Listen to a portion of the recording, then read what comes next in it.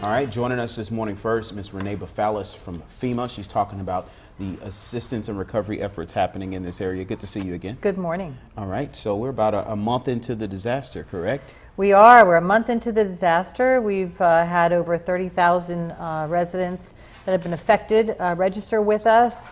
That's a pretty large amount of people, and we've been able to get about $115 million in grants and in SBA loans back into their hands, so it's great. And about 98% of those folks have had inspectors out to their properties as well. Sounds like great progress. Yeah, it is. It's great progress. We know that there are still areas that have been inaccessible, and as those come accessible, we really would like folks to get back in touch with us to let us know so those inspectors can get out there.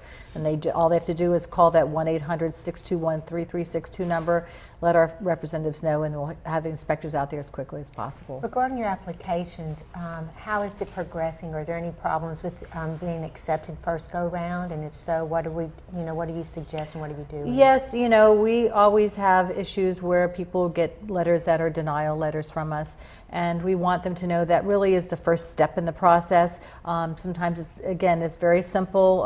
Maybe you forgot to sign something, or we're waiting for possibly your insurance to come through because we can't duplicate what your insurance covers. Mm-hmm. So if you've gone through that process, we want you to please, come through. You can appeal that, and we can also assist you in that in one of our recovery centers. In regards to the people who are still trying to get things together, do you find that it's overwhelming for them to go through this process? Well, absolutely. A lot of them have lost everything, and some have just lost a few things. But when you're facing those kinds of issues, it's really nice to have someone to be able to come in and sit down with and who become your advocate.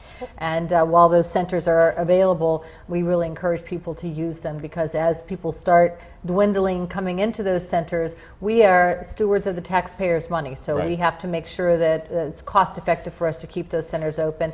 If indeed the centers have closed in their areas, we had 2 closed this weekend, one in Grant and one in Wynn Parish, and then we have another one that's closing today in Jackson Parish. Mm-hmm. We have one that's also opening in Catahoula. Okay. So, come into the centers. They don't have to be within your communities. You can come to any of those centers, or even if they're across the state lines and there's a center open, you can go there too. And there's no appointment necessary? No, absolutely not. Okay. And they're open from 8 to 6, Monday through Saturday. And then some of them are open on Sundays, but some of them are closed. We have those on our website. You can go to FEMA.gov and get that information. People are so overwhelmed when they come to see you. They really don't even know where to begin. Exactly. So having someone that you can sit down with and a face-to-face is a whole lot easier than speaking to someone on the telephone. I'm sure, because you're so overwhelmed. Yes. Yeah, well, let's talk about something that happens, unfortunately, with you guys. You're making efforts to help all of these people, and then there's some attempts of fraud happening. What's going on, and how can people prevent that? Yes, we haven't seen a lot of that going on, mm-hmm. but there is always someone that is out there trying to defraud people, and we want them to know that we don't call you and ask you for information. However, if you were to receive a telephone call, when you register with us, you will get an identification number, and if you get a call, someone saying, we need your personal information, your banking information, whatever, please make sure that you ask for that registration number, because if they can't provide that to you, then you know that you're not speaking to FEMA representatives. We also have teams on the ground going door to door. They have shirts on like this, so you have identification, and you can always ask for identification. They'll provide it. So that's the key point. Absolutely. Okay. Yeah. One more important thing today, tax day. Yes. A lot of people. That's the last thing they're thinking about doing is filing their taxes. Well, a lot of people have lost a lot of their paperwork and their materials, so the IRS has extended the deadline for folks that are in that situation that are in one of the 36 federally declared parishes. So if you're in one of those parishes, all you need to do, it's an automatic extension. You don't have to do anything in particular, but you can just write on the top of your form,